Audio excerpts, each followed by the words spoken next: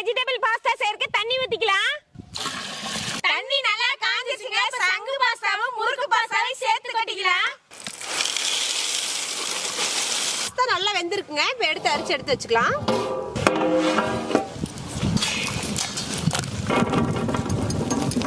எண்ணெய் ஊத்திக்கலாம். எண்ணெய் காஞ்சிருச்சு. வெங்காயம் போட்டுக்கலாம். அரை மணி நேரம் நல்லா ஊற வச்சு எடுத்து வச்சு பச்சை பட்டாணி போட்டுக்கலாம். கேரட் போட்டுக்கலாங்க. பீன்ஸ் போட்டுக்கலாங்க. குடமிளகா போட்டுக்கலாம். சிவப்பு கலர் குடமிளகா போட்டுக்கலாம். பச்சை கலர் குடமிளகா போட்டுக்கலாம். தக்காளி சேர்த்துக்கலாம். அம்மியில அரைச்ச தக்காளி சாறு ஊத்திக்கலாம். தேவையான உப்பு போட்டுக்கலாங்க. காய் கலவா மட்டும் இப்ப போட்டுக்கலாம்.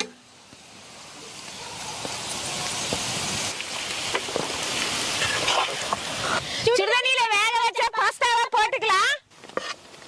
காஷ்மீர் மிளகாய் தூள் போட்டுக்கலாம். சோயா சாஸ் ஊத்திக்கலாம். நூடுல்ஸ் மசாலா போட்டுக்கலாங்க. மிளகுத்தூள் சேர்த்துக்கலாம்.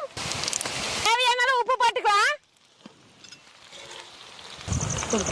நான் எடுத்துட்டு வந்துட்டு நம்மளோட வெஜிடபிள் பாஸ்தாங்க சூப்பரா ரெடி ஆயிருச்சு. சாப்பிடலாங்க.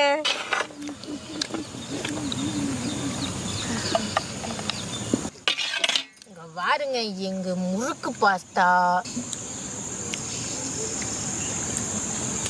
பாருங்க எங்க சங்கு பாஸ்தாவும் இந்த முறுக்கு பாஸ்தாவும் எவ்வளவு டேஸ்டா செஞ்சிருக்கிறோம்.